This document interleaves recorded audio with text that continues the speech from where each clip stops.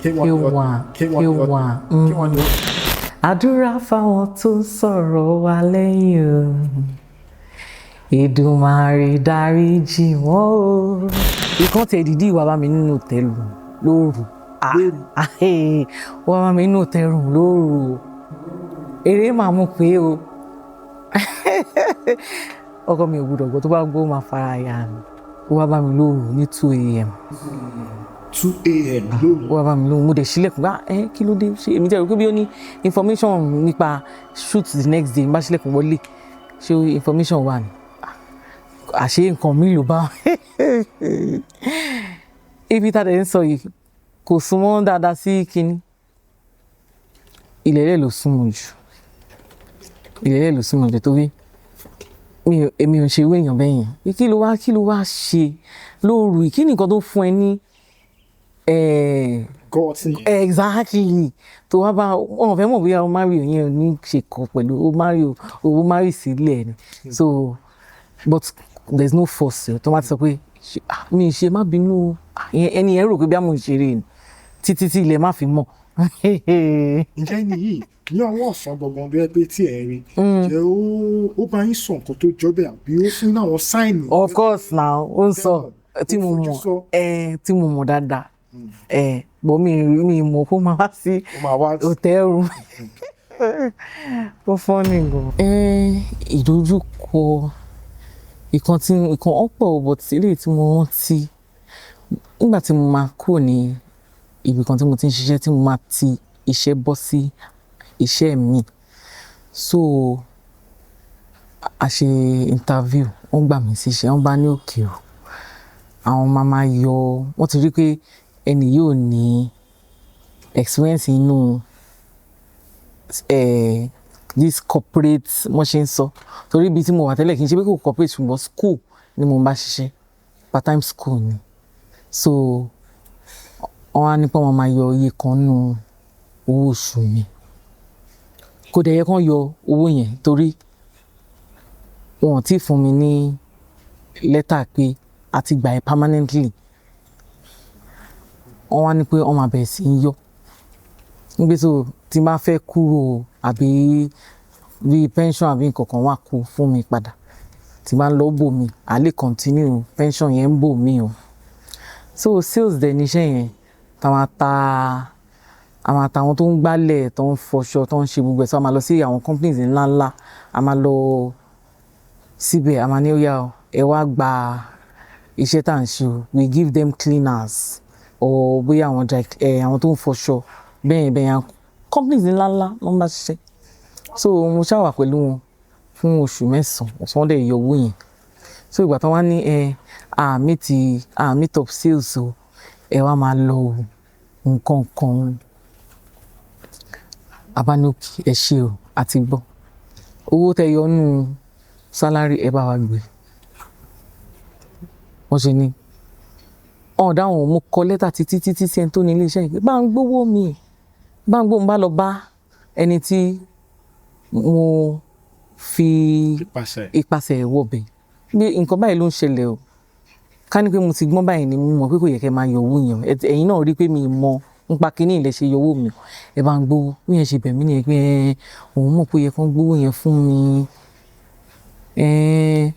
bọ́tọ̀ wọn lè fún mi ẹ mọ̀ kí èèyàn lo àlùmọ̀kọ́rọ́ kí èèyàn sọ pé òkè 200 la fẹ́ fún ẹ o but àwọn máa yọ 50 inú ẹ̀ so inú mind ẹ o rò pé bí 200 ló ń gbà 200 kan ló ń gbà o iye tó ń fẹ́ fún ẹ kì í ṣe 200 o bí 150 náà ń fún ẹ ṣó ti yé yín bẹ́ẹ̀ yẹn so nǹkan tó ń lò fún mi wọ́n rí pé lè yọ ọmọ anything gbé torí mi ìṣiṣẹ́ níbi tó pọ̀ ibi tí mo ti kúrò yẹn mo lo ọdún 8 ń bẹ̀ so my next kìíní sí outer kìíní nìyẹn wọ́n ní ok iye báyìí làwọn fẹ́ fún ẹ o but àwọn máa yọ iye báyìí o tàwọn abẹ́ tọ́jú tó bá ti fẹ́ lọ o bí wọ́n ṣe gbówó wá nìyẹn máa wò pé kí ló dé kí ni yẹn dùn mí gan-an ó dùn pé ilé yóò dáa ṣẹ́dẹ̀ máa ń woṣẹ́ Ọlọ́run oṣù tán ní kí n máa lọ bó ṣe di oṣù the next one báyìí gbogbo àwọn iṣẹ́ tí mo ṣe wọ́n bẹ̀rẹ̀ sí ń pè mí ibi ẹ submit kíní síbi ẹ wá gbaṣẹ́ ìtara kíní tán ṣe fún mi yẹn nǹkan pẹ́ mi ì sí bẹ́ẹ̀ mọ́ ẹ lọ gbéṣẹ́ yín fẹ́ lómi I'm telling you ìjọ yẹn ọ̀rẹ́ mi kan ó gbé branches mẹ́wàá fún wa, báǹkì kan ni branches mẹ́wàá pé ká wá máa handle ẹ̀. Bọ̀ kíní tó ń ṣe fún mi yẹn wá ó dùn máa pé ọ̀rẹ́ mi má bínú, mi ì sí bẹ́ẹ̀ mọ́, mi ì sí ibi iṣẹ́ yẹn mọ́. Ọ̀rẹ́ mi yẹn dẹ̀ nífẹ̀ẹ́ mi gan-an ní kí ló dé, kí ló ṣẹlẹ̀. Mo explain fún tó wá jọ lọ secondary school ni pé nǹkan báyìí ló ṣẹlẹ̀ o, kíní kan. Ó wá ní but òun ti send letter sí wọn kó máa bọ̀ fún meeting yẹn, jẹ́ wọ́n lọ fún meeting. So bó ṣe ṣẹlẹ̀ nìyẹn. So Ọlọ́run jà fún mi gan torí gbogbo àwọn iṣẹ́ tí mo ṣe but wọ́n rí kan gbà ń bẹ̀ o, wọ́n rí kan gbà ń bẹ̀ but bó ṣe jẹ́ nìyẹn. Ẹ ṣeun gan-an. Nídìí iṣẹ́ eré orí ìtàgé yìí, ǹjẹ́ wọ́n ti fún yín ní role tó yẹ pé ẹ̀rí pé owó dàpọ̀ òun ló le jù látijọ́ tẹ̀tí ń ṣe eré orí ìtàgé? Ǹjẹ́ wọ́n ti ever fún yín ní role tẹ́ pé ó fún yín ní ẹ̀dẹ́ gan pé báwọn ìfẹ́ ṣe? Òótọ́ ni. Wọ́n ti fún yín rí? Wọ́n fún mi. Kí ló ní kí mi ìdẹ̀ ṣe kíní yẹn dáadáa. So bí wọ́n torí ẹ̀ lẹ́ni yẹn gan ṣe pè mí okay mo ṣe sugar mommy. Sugar mommy. So ẹ̀dẹ̀ mọ̀ pé sugar mommy sugar boy. Èèyàn gbọ́dọ̀ ó ní nǹkan téèyàn gbọ́dọ̀ ṣe nǹkan kan. So wọ́n dẹ̀ pè mí mo dẹ̀ lọ sórí set. So ó dẹ̀ di action abádé yàrá. Máa sọ fún director pé director jọ mi lè kiss o, mi lè ṣe gbá mi lè ṣàwọ̀. Orí ìbọn yẹn ti gbóná. Orí director yẹn gbóná pé acting ni na má bínú jọ. Wọ́n ṣáà wá ọgbọ́n dá sí i bíi pé kó máa gbé kámẹ́rà wá kó wá di ká tó fẹnu kẹnu kó gbé lọ sókè àbí nǹkan tó ṣàṣe. Pé mi gan feel fún wọn gbà yẹn pé ẹ má bínú mi mọ̀ pé irú nǹkan bẹ́ẹ̀ yẹn ni ẹ fẹ́ kí n wá ṣe, mi mọ̀ pé irú nǹkan bẹ́ẹ̀ yẹn. But nísìnyí ó dà pé wọ́n ti ń wà flexible díẹ̀díẹ̀ pé ò ní láti so ìyẹn torí wọ́n expect sí pé sugar mommy tí ò lọ́kọ nílé bó ṣe máa ṣe ó ti yé yín. Sugar mommy tí ò lọ́kọ nílé mo ṣe English náà ní my series. Ẹ ṣeun. Orúkọ mi ni Ìyáàfin Olayemi SOYEJU. A bí mi sí ìlú Èkó náà bí mi sí. Ìlú Èkó? Èkó náà bí mi sí. Ìtumọ̀ wá pé ṣé ọmọ Èkó gangan ni àbí wọ́n kọ̀ bí sí Èkó? Ká ṣáà sọ pé wọ́n bí mi sí Èkó, ọmọ Èkó náà ni mí but Ondo ni bàbá mi ti wà. Ondo State. Ondo State ni bàbá mi ti wà. Níbo ni Ondo State máa? Ìlú Ìkárọ̀. Tí bá ti sọ fáwọn èèyàn pé Ìkárọ̀ kó hàn kí n mọ̀ pé ṣé Ìkárẹ̀ kọ́ Ìkárọ̀ eléyìí súnmọ́ Ọ̀wọ̀ Ọ̀sẹ̀ local government. Ibẹ̀ ni bàbá mi ti wà. Àti ìyá náà? Ìyá mi wá láti ìlú Ọ̀ṣun ní Gbọ̀ngàn. Ẹ ṣeun màmá. Kó tó di pé mo bẹ̀rẹ̀ sí ní béèrè àwọn nǹkan kan torí mo yìí fẹ́ kẹ́ bá mi sọ bí ẹ ṣe bẹ̀rẹ̀ ilé ẹ̀kọ́ yìí ṣùgbọ́n kó tó di pé a sọ yẹn ó ní ìbéèrè kan tí mo fẹ́ bi yín nípa orúkọ tí ẹ dárúkọ tí ẹ pè mí tẹ ní Yemzo yẹn. Yemzo. Secondary school. Bẹ́ẹ̀ ni. Ló bá orúkọ yẹn wá ká tó tẹ̀síwájú ǹjẹ́ ìṣe ìfẹ́ wa. Ó wà straightforward. Yemi ó easy láti coin bẹ́yẹn Yemzo bó ṣe bẹ̀rẹ̀ sí ọkàn bẹ̀rẹ̀ sí pé mi Yemzo ni wọ́n fi pé bóyá Yemi yẹn tó máa fi ZO sí ó máa dùn dáadáa tó ṣe bẹ̀rẹ̀ sí pé mi Yemzo ni. Ẹ ṣeun gan-an. Then another thing èmi jẹ́ èèyàn kan tó yẹ pé ní secondary school mi kí àwọn students wọ́n máa ń mix Milo mọ́ Bonvita ní boarding house mo lọ so wọ́n máa ń mix Milo mọ́ Bonvita mọ́ gbogbo ẹ̀ wọ́n á mú wọn ní domi sí ṣùgbọ́n èmi ní kọ́ọ̀pù ńlá kan tí máa mix ẹ̀ máa wá domi sí wọ́n ti mọ̀ mí mọ́ kọ́ọ̀pù yẹn tó yẹ pé ìgbà táwọn kan rí mi lẹ́yìn ìgbà tá a ṣe tán gan wọ́n pé ṣé mo ṣì ń fi kọ́ọ̀pù ńlá mu tíì till date tí mo ṣì ń ṣe o so tó máa ti rí kíní ẹ̀ wá ní Yemzo you know so I could say pé bí Yemzo yẹn náà ṣe wá nìyẹn. Ẹ ṣeun gan-an màmá ní kúkúrú èdè àwọn ṣàlàyé ilé ẹ̀kọ́ tí ẹ lọ títí débi tẹ́ bá dé. Ẹ ṣeun fún ìbéèrè. Mo lọ sí Our Lady of Apostles private school Yaba. In fact kí n tó lọ sí Our Ladies tó nígbà yẹn àwọn schools kan wà tó yẹ pé wọn ò ní primary nursery náà ní so mo kọ́ lọ sí Toria school Yaba ìgbà tí mo kúrò ní Toria school mo bá lọ sí Our Lady of Apostles private school so ibẹ̀ mo ti parí primary school mi That's our ladies ìjọba pè mí sí Oníkẹ́ girls ní Yaba náà ni. So àìpẹ́ bàbá mi ṣaláìsí bí bàbá mi ṣe wò pé torí èmi nìkan lóbìnrin tán bí pé obìnrin eléyìí kò lè ṣe day student o. Mo ṣe lọ wá common entrance result mo jáde nìyẹn pé ó yá gba Federal Government Girls College Ọ̀yọ́ lọ. So mo kàn ṣe first term Form 1 ní Oníkẹ́ girls mo bá gba Federal Government Girls College Ọ̀yọ́ lọ ní GS1 second term. So ibẹ̀ ni mo ti parí secondary school mi. Nígbà tí mo ṣe tán ní Federal Government Girls College Ọ̀yọ́ mo ní ìdádúró díẹ̀ tíntín ní má gba LASU lọ. LASU mo ti ṣe English Language and Education. Nígbà tí mo parí mo ṣe masters ní Human Resources and International Relations. So ibi tí mo pause sí ni. Ẹ ṣeun gan ma. Màmá kó tó dé pé àwa àtẹ̀síwájú a ní àwọn ìbéèrè méjì nínú àwọn nǹkan tẹ́ ti bá wa sọ. Màmá torí pé tí a bá béèrè àwọn nǹkan wọ̀nyí a tún fẹ́ padà wá láti tún wá ṣe interview mi torí àwọn èèyàn tí wọ́n ń wò yín àgàgà wọn tó jẹ́ olólùfẹ́ yín wọ́n máa fẹ́ mọ kúlẹ̀kúlẹ̀ bí nǹkan ṣe rí. Màmá ǹjẹ́ ẹ lè bá wa ṣàlàyé bí nǹkan tó ṣẹlẹ̀ sí dáàdi yín tó fi dolóògbé ǹjẹ́ ẹ lè ṣàlàyé díẹ̀ fún wa? Wọ́n sick náà ni wọ́n ṣàìsàn ìdílé àwọn oníyàwó púpọ̀ mo ti wà. So ẹ dẹ̀ mọ̀ pé ọkùnrin tó bá níyàwó púpọ̀ lẹ́yìn eléyà dùn bí eléyà dùn bí eléyà dùn bí olúkálùkù. So ìgbà tó ń ṣàìsàn eléyìí ń dùn bí jẹ́ kí n gbé lọ kí n lọ tọ́jú eléyìí ń dùn bí jẹ́ kí n gbé lọ. Eventually kò sí èyí tó work nínú ẹ̀ because wọn parapọ̀ sójú kan láti tọ́jú bàbá yìí. Eléyìí fẹ́ ṣe tiẹ̀ eléyìí fẹ́ ṣe tiẹ̀ eléyìí fẹ́ ṣe tiẹ̀. At the end of the day kò sí èyí tó work. So bí bàbá ṣe ṣaláìsí. Màmá position wa ni mọ́mì yín lọ́dọ̀ dáàdì nígbà yẹn? Àwọn ni ìyàwó kékeré pátápátá ìyàwó kẹta. Ìyàwó kẹta. Ìyàwó mélòó ni dáàdì yín fẹ́?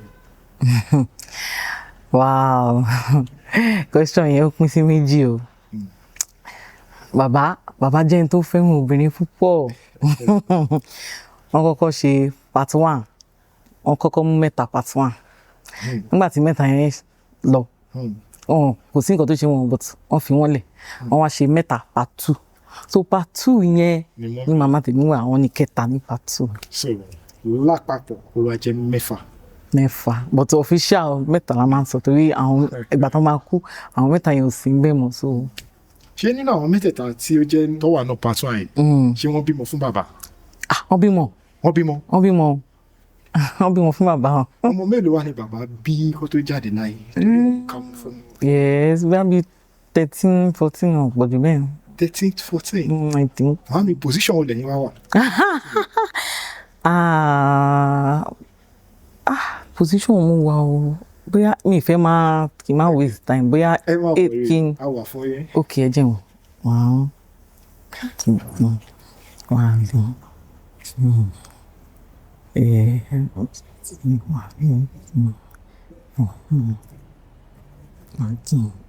èmi ni number 6. Number 6 ìkẹfà. Ẹ ṣeun gan. Màmá ká tó bẹ̀rẹ̀ sí pé bóyá a fẹ́ lọ sínú orí iṣẹ́ tí ẹ̀ ń ṣe. Màmá kí ni experience yín nínú polygamous family nílé olórogún? Kí ni experience yín níbẹ̀? Torí mo máa fẹ́ kẹ́ bá mi sọ wọ́n náà nǹkan méjì àbí mẹ́ta torí ọ̀pọ̀lọpọ̀ àwọn ọkùnrin ló máa wo kíní bóyá tí wọ́n bá fídíò yìí pàdé bóyá wọ́n lè ronúpìwàdà kọ́ lè jẹ́ kó understand pé ilé olórogún tí gẹ́gẹ́ bí àwọn náà ṣe mọ̀ nílẹ̀ Yorùbá pé ilé wàhálà ni. Ilé wàhálà ni. Kí ni experience yín ẹ jọ̀ọ́ ẹ bá wọn sọ ọ́nù ẹ̀ mà. Nǹkan tó ṣẹlẹ̀ ni pé tó máa ń sọ pé kán fẹ́ràn àwọn papọ̀ wọn ò lè fẹ́ràn ọkùnrin kan ò lè fẹ́ràn obìnrin kan the same way kò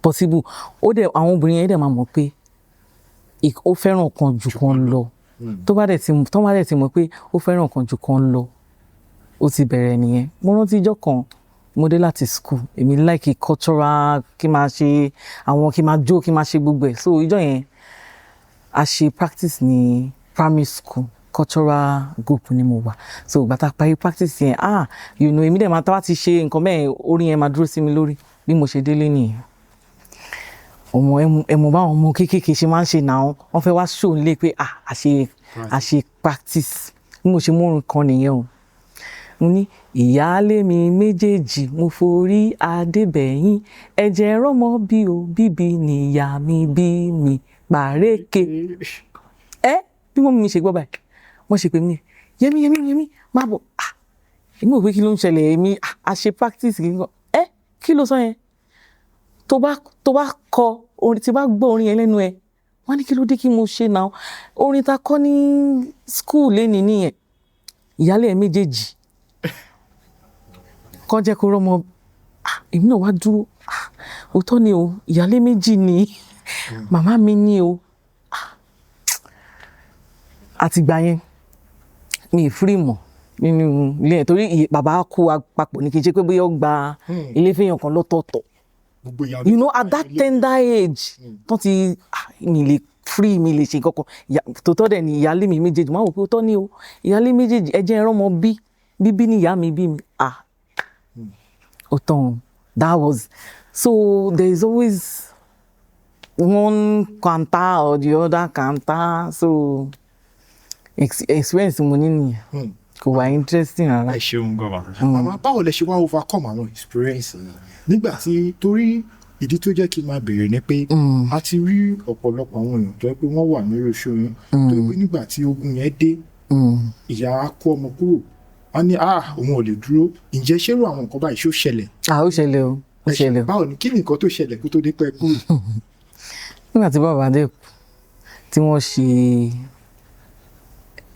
ẹyẹ kẹ́yìn ilé yẹn tóbi gan-an ìyá mi wá wò pé